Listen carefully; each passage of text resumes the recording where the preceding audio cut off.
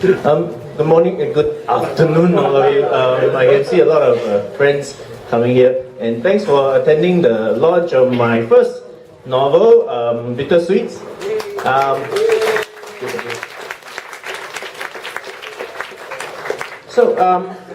We're going to kick off the event with a performance from a very special group of people. They're the Singapore Men's Chorus, but actually you're going to see only a small group of them today.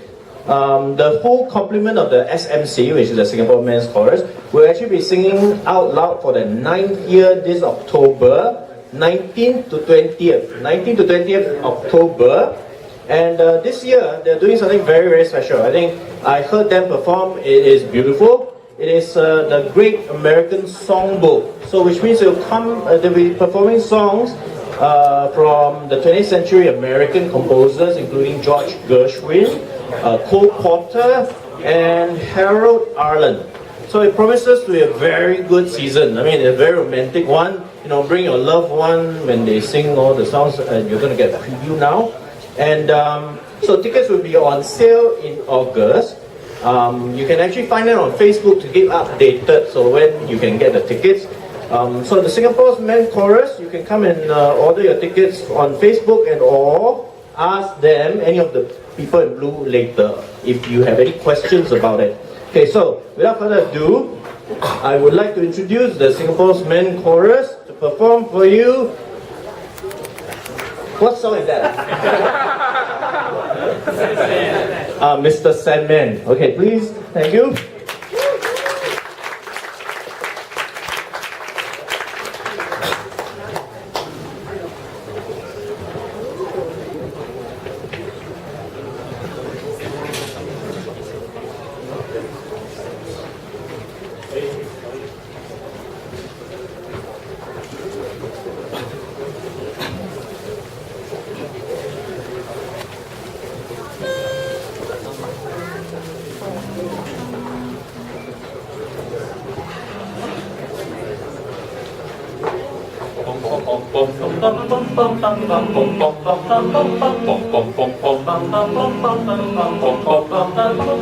Mr. Sandman, bring me a dream. Make her the cutest that I ever see. Give her two lips like roses and clover, and tell her that the lonesome nights are over. Sandman, I'm so alone, don't have nobody to call my own. Please turn on your magic beam, Mr. Sandman, bring me a dream.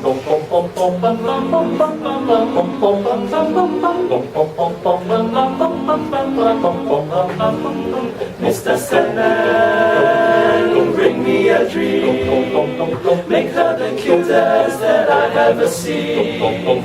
Give her the word that I'm not a rover, and tell her that the lonesome nights are over. Sandman, I'm so alone, don't have nobody to call my own. Please turn on your magic beam, Mr. Sandman, bring me a dream.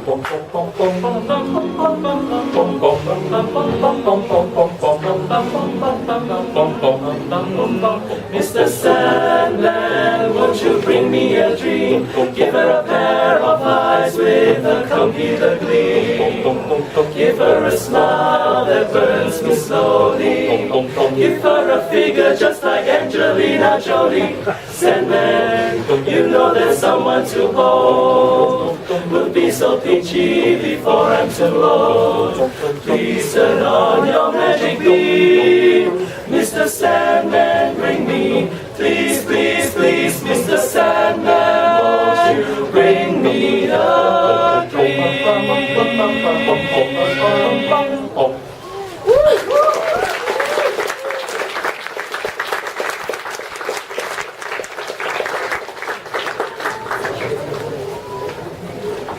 Alright, Chengju, my editor, we're on. Okay, another round of applause for the Singapore Men's Chorus. If you like that song, they will be performing another one after we finish the reading. And the reason why they are singing romantic song is actually tied to the story, because in the story, there is a girl who wants the love of her life, but it didn't turn out very well. Anyway, my name is Otto Fong. Thanks for coming. So I will continue with the event now with my editor. Round of applause for Lim Cheng Ju. And I'd like to introduce the character in the cosplay costume. Yes, he's actually called the Minion. He is a minor character from the book, but I chose him because, you know, he has this really cool grin that looks kind of like the Joker. So later on, if you feel like taking pictures with him, please feel free, because that's where the most of our money goes. So, right, please join us here. You just sit down here. The next part of the event will be me and my editor pretending to talk to each other. We actually have this all written down, but this is information for all of you concerning the book. Okay, you can sit down. Thank you. Right, so I guess Cheng Ju, you will start. You see, we are all teachers, so you know it's all prepared, like got lesson plan, lesson plan. Okay, so basically, I think the aim of this is actually to sell books, right? So the whole idea is to let you know what the book's about, or why would Otto Fong, who is known for drawing comics, want to write a novel? So basically, I'm just going to ask some basic questions, and then after this, please go and buy the book. Okay, a very simple question. Why would the artist of Sir Fong Books, and they're somewhere around, of course, want to write a horror novel? Okay, so for all of you, those of you who don't know me, I'm actually Sir Fong in the primary and secondary schools, but my full name is Otto Fong. I'm the comic artist of a series called Sir Fong's Adventures in Science, doing very well in the schools and also in the National Library. So for those of you who have not been in touch for a long time, just to let you know, for the last 5 years, the books are doing extremely well. So every time a new book for Sir Fong comes out, it is a comic book on science, by the way. So every time it comes out, right, it will go to #1 in the libraries. So there will be like, well, okay, I wouldn't say that, but all the books will be borrowed out on the first week that it's out. So I'm also doing very good in the schools. After about 4 or 5 years, I realized that there's one thing very special that I neglected about readers. They grow up. So the problem is, after a few years, you cannot ask the same, like secondary school kid to come and, just support another Sir Fong, because by then they have different concerns already. So, and I have a lot of friends who are, adult. And it's kind of embarrassing every time you ask them, hey, please come and, support my Sir Fong books. Because to them, science is something that, they do for exams, right? So I decided that I want to do something for the adults, but I haven't figured out what yet. Then one day when I was in a plane after a very nice trip in Bangkok, suddenly this idea came to me. And suddenly I was like, oh wait, it has something new in it. How many of you actually play Facebook? Don't shy, hands up. In fact, I actually contacted most of you through the Facebook, right? So how many? So you can see that in Facebook, like a lot of things happen, and we bring a lot of our emotions, our love, our jealousy, our anger inside. So the question is how to create a horror story from technology, because technology is not very scary, right? It's more like sci-fi.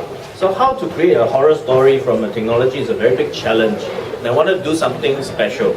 Okay, so essentially that's why I did an adult book. Well, it's adult. Okay.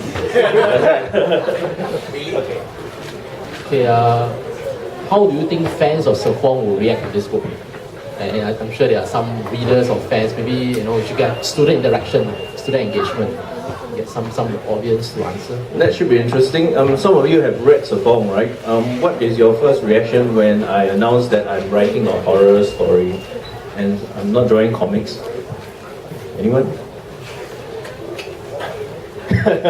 Okay, that's a nice reaction over there. Anyone? No? Or should I call out names? like the classroom. Can you call our names up? Jeff, you want to? What was your reaction? Oh, I've been a fan of horror for many years. So when Otto announced that he was going to write a horror book, I was really pleased to hear that. I did buy a few copies of Sir Fong just to support Otto. Thank you. Not exactly the target audience for those kind of books. So this one I'm looking forward to reading. Thanks. This is the first book that I am very excited about inviting all my friends here, because this is actually the first one that most of my friends of reading age may enjoy. So I think you have answered the earlier one about your inspiration for the story. I thought about Facebook and online. Or you want to elaborate on that? Okay, so a little bit about the story. It actually is based on real events. I mean, not the killing part lah. Okay? I haven't killed anyone before. But the real event is actually occurring in Facebook, where we all have a friend. We don't know him very well lah, but he likes to post two things on his Facebook: food and his face.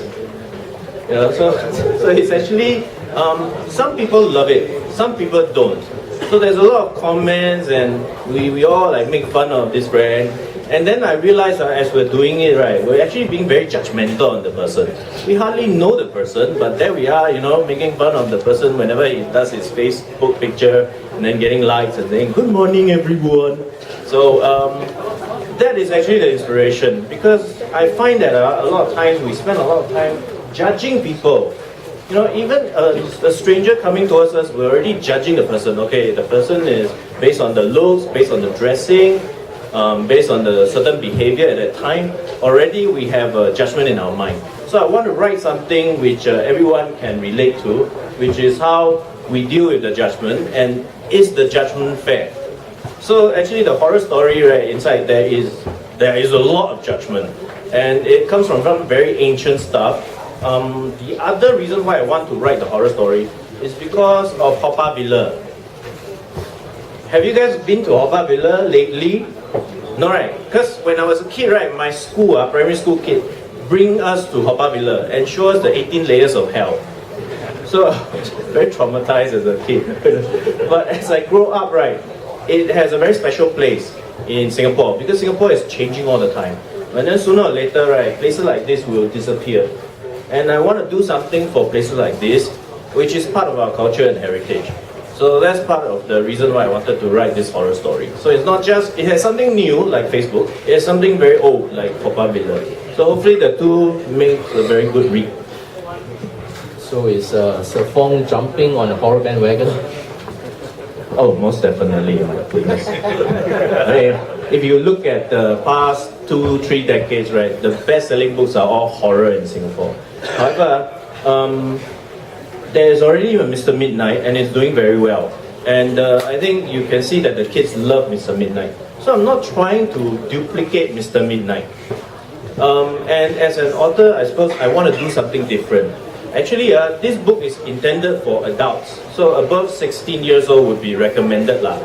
Okay. Although my niece is 15 and I gave her a copy. But I think this is a market that we haven't explored yet. I mean, if you like reading Mr. Midnight, what happens if I take the horror and I push it all the way and I don't censor myself? Because we find that, as writers, sometimes we censor ourselves because of the market, but I don't want to censor myself, and I want to expand my mind and see how creative I get. So every few chapters I was like, so how am I going to kill this person creatively? And in a way, it's quite a ride for me, because the research is quite traumatic. You actually have to go through videos and you have to watch about 100 horror movies. And then I think after that, I cannot sleep already, because every time, I think by the 50th movie, right, it's okay, I know it's coming. So that's the inspiration lah. So is there such a thing as Asian or Southeast Asian horror, and how is it different from Western horror stories? Okay, for your information, the editor is a fan of Western horror. So Western horror has this very scientific slant to it because they have a need to explain everything. You know, where the horror come from, you know, what is the backstory, and that poor little kid in the end actually, oh, it's not so scary after all. Like, that's Western horror. But in a way, it's good because, you know, you explain away a lot of fear, so you don't live in fear that much. But I think the Asian horror is really cool because, you know, we still know how to take a ride in a horror roller coaster and still, you know, come out in the end unscathed. And we still know how to enjoy it. And the difference, I think, is because they don't explain so many things. So the question is, as a Singapore writer, right, how to write a horror that can satisfy the Western portion of the readers and the Asian portion of the readers. So hopefully I've achieved some balance in there. Some stuff I explain, then some stuff I just leave it to the great unknown, you know, just do the thing. Right, that's that. Oh, okay, so now you get to hear from the editor and the poor chap first time have to edit a horror novel because he's always been an editor of comics, right? Right. So question for you would be, how is this editing different from your previous editing assignments? I mean, previously I edited comics largely in Liquid City Volume 2, which was published by Image Comics about 3 years ago. So, I mean, there are two main differences, right? One is, of course, the medium. That was comics, a bunch of short stories, while this is a novel. And then, of course, the genre is different. That's mainly like sci-fi stories, while this is a horror story. So I think one main difference is actually the level of collaboration, because for that it was like done by South Asian artists from all over, from Thailand, Indonesia. So we corresponded through emails, through forums. Some of them I've not even met till now. But of course with Otto, right, we actually met up, all right, at Vivo City Starbucks. I remember that's our first meeting. In fact, we talked about this project even before me coming aboard, all right. And I think it was much more collaborative, much more intense. All right, we exchange ideas over coffee and cakes. Not very horror-laced kind of stuff. Okay, so next question. So, I suppose what are you trying to achieve when you accepted this job? It's not your typical offer. When I approach you, I'm not even sure you would say yes. And what sort of difficulties or changes you make during the editing process, you know, after I give you the first draft? No, I think I saw this as a challenge. I mean, when I was editing Liquid City Volume 2, that was a very long process, over a year. While this is very intense, all right, I think we only met during Chinese New Year. All right, it was in February, and I need to hand in to you by April for the proofreading, for the layout, for the printing. I mean, now it's only early June. So I think for me, the role of editor is really to bring out your work. The role of editor should be invisible. You should not see me there, all right? But it's really to bring out your story. I mean, that's why we had long discussions before I started, because I want to be sure what is it you're trying to do, what you're trying to say, all right? And then my job is in that sense to sharpen that, to bring it out and really to get under your skin and get you out of your comfort zone. Because I do know you, I do know your works. I think people know that you draw comics, but you know, so now, you know, can people believe you as a horror, an incredible horror writer? All right, so part of my job is to help you do that. That is my greatest nervousness, whether after you guys bought the book and read the story, you go like, or you go like, oh, okay, that's creepy. So hopefully it's the latter. Anyway, next question. Why do you think the horror genre is so popular in Singapore? I think in Singapore, there are a lot of things we can't say, a lot of things that are hidden.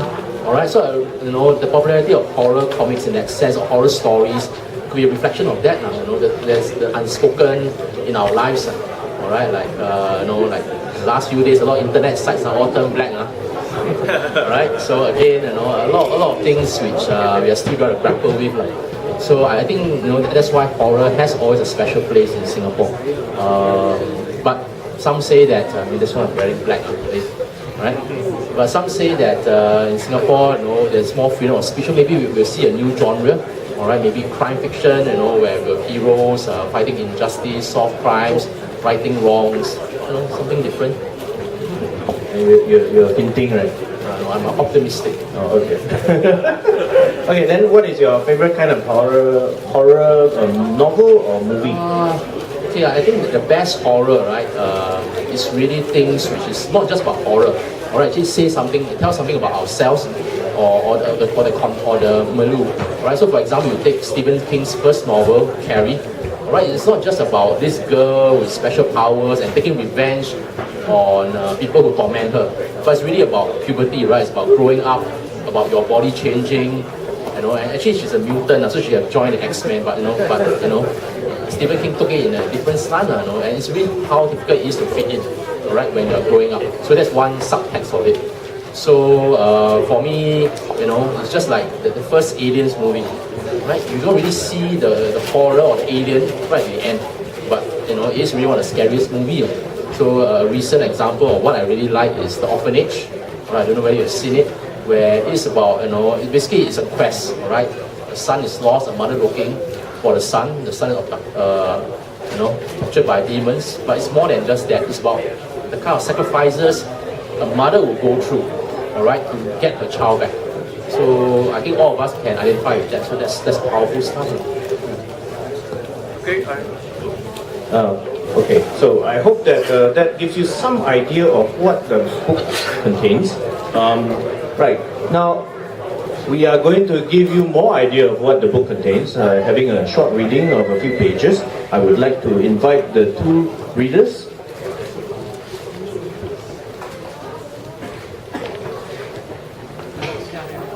Okay, Simon and Yanni will be doing the reading for us, and I'm going to hand the mic over to them.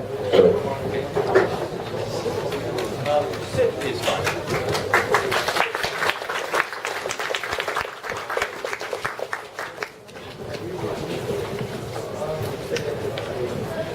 Raj flops himself down and sinks into the comfy sofa with huge armrest. "I'm going to the toilet," announced the sailor. He leaves the table. "That's it," Raj mutters helplessly. "I'm dying tonight." Mia looks at Raj. His frame is overwhelmed by the oversized sofa, and there is pleading in his eyes. She makes up her mind to be strong and stay with him. "Shush, we're here with you. As long as we're in a public place, no one can harm you." Mia forces herself to lie. "Let me get you something to drink." "Don't leave me alone." Raj grabs her hand. "I'll just be at the counter. I will be in plain sight." Mia smiles gently, gesturing in the direction of the cash register. "You just yell and I'll come running. Now what do you want to drink?" "Green tea frappe, no cream." "Okay, sit back, relax, and take it easy." Mia takes her purse and heads to the counter staff. Raj takes out his tablet and starts playing a game. "1 green tea frappe, no cream, large," Mia says as she looks at the overhead menu. "And a house brew, small." Mia takes a dutiful glance back at Raj. From where she's standing, she can see the back of his head and shoulders clearly. She takes out her purse. Raj is playing a simple shooting game. As the characters fly across the screen, yelping high-pitched war cries, Raj deftly flicks his finger across the screen. Suddenly, his finger touches something sticky and wet. It slides across the screen, like a person accidentally slip-sliding on a wet floor. Raj's intended target survives to bark a sniggering taunt. Raj examines his index finger and then looks up to see if the ceiling is leaking. When his finger returns to the touchscreen, it contacts patches of jet black hair. The ends of the hair attach themselves instantly to the tip of the finger. Oil? Raj, baffled, tries to thumb the black hair off his index finger. Instead, more hair attaches to both digits. "Please wait over there," the counter girl motions to Mia after giving her the change. The hair joining Raj's fingers to the screen is no longer limp. It straightens, then tightens. Raj nervously turns his head to look for Mia. At the moment, more hair winds itself around his hands, enveloping both palms into black balls of hair. Another pair of thick hair flies out silently, grabs Raj by the ears, and yanks his head back to face the screen. It takes another split second for Raj to connect the hair to his impending doom. The hair seems to know, for more of it spurts out just as Raj opens his mouth to scream. Raj can smell the bitter, rotting stench and taste the vomit-inducing strands curl itself around his tongue. He wants to gag and throw up, but the hair burrows into his throat and stops the half-dissolved food masses from choking him. Like Lee before him, Raj is held firmly in the seat. Neither his head nor hands can move an inch. Hair strands envelop each tooth, slinking through via the gaps and holding grips as steely as dentists' clamps. Immobilized, Raj glances around desperately. For once, he wishes someone would look up from their tablets and smartphone screens. For some reason, everyone else sitting in the other tables is bowed reverently, almost in a trance-like state, engaged in their own social networks, Twitter, Google+, Facebook, MySpace, or Skype. Their faces are unusually lit up against the light coming from their screens, as if something from inside the screens is compelling them to focus.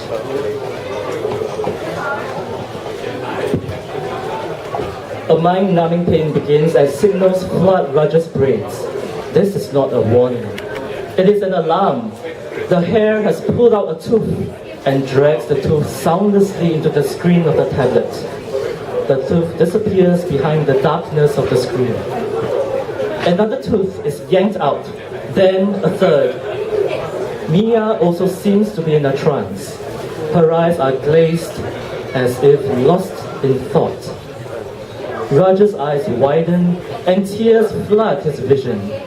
He squirms now 3 times harder than he did when he last visited the dentist to have a wisdom tooth extracted. A 4th tooth plops into the tablet screen. And as the teeth disengage from his jaws one by one, some of the hair is curling round and round his tongue, tightening its grip like a python. The pressure grows and grows as the blood vessels constrict to immense pain, only to reach another crescendo as the hair slices clean through the tongue at the base. Raj watches as his tongue, still spitting blood, gets dragged into the tablet screen. The hair then goes for his eyes. He tries to protect himself by shutting his eyelids. The razor-thin hair slings in effortlessly and is soon cupping both eyeballs completely. Just when Raj thinks the pain cannot be more alien or excruciating, the sensation of having his eyes squeezed, then pulled out of the sockets, overloads his brain.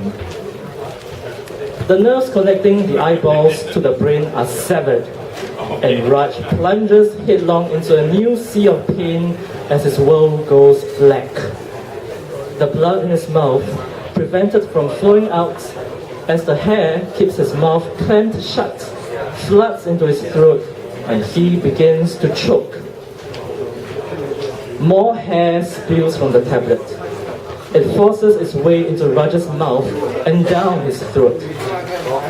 When the hair reaches the lungs, it pierces the tissue and wraps itself around the pair of organs. Then it yanks the lungs out through the mouth as if someone would turn a t-shirt inside out. Raj watches helplessly as a large, pink, spongy mass vomits from his lips and gets vacuumed into the black screen. The hair proceeds to grab and pull out Raj's brain, heart, and all major organs. When there are no more organs left to harvest, the hair starts dragging out muscles, tendons, and soft tissues. If anyone had looked up from their phone or notebook, they would be perplexed to see a perfectly healthy-looking young man start to shrivel into a near skeletal state within a minute. They would be frowning at first as they see a traffic flow of blood and tissue quickly pour forth from Raj's mouth into his tablet screen. They would then feel the chill puncturing the once perfect smooth surfaces, while snow-white bones spit from mouth to phone screen.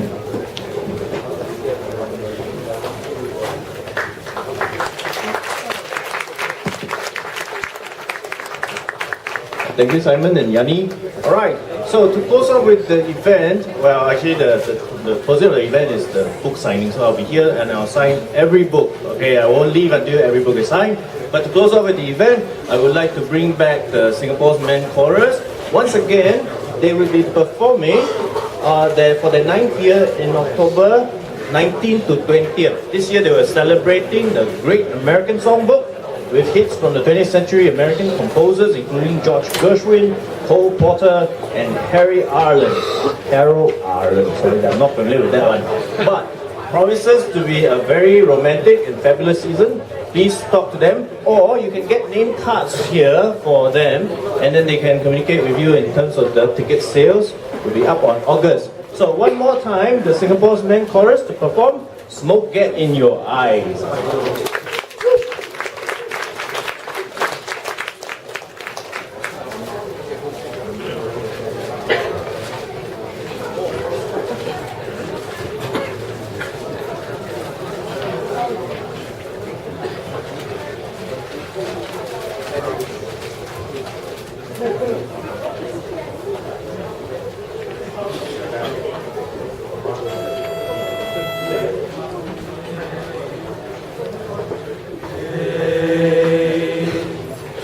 Ask me how I knew my true love was true.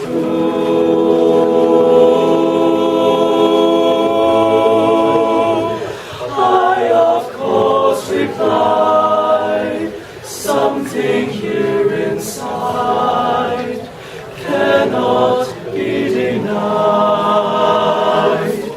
cannot be denied. There's someday you'll find all who love are blind.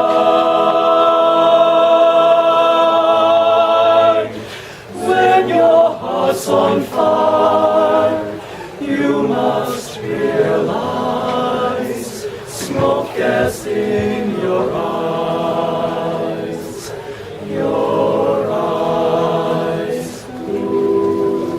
So I chaff them and I gaily laugh to think they could doubt my love, my love. Yet today my love has flown away. I am without my love. And now laughing friends divide, tears I cannot hide.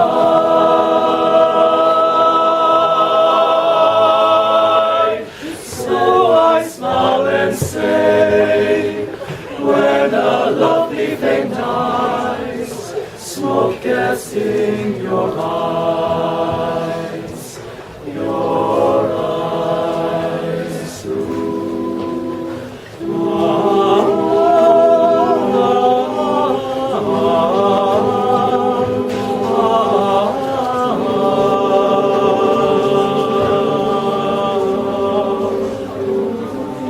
And yet today my love has flown away.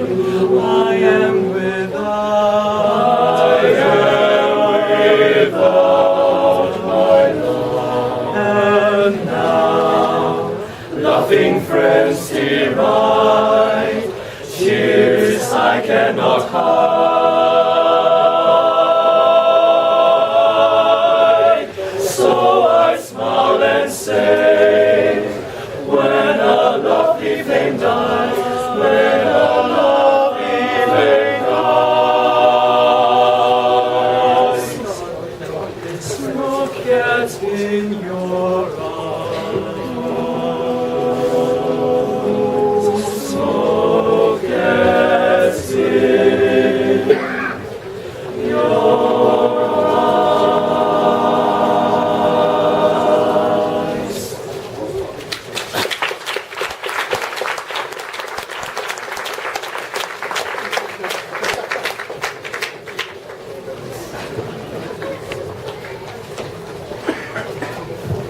Once again, thank you very much for standing out here, and I hope the events have been memorable for you.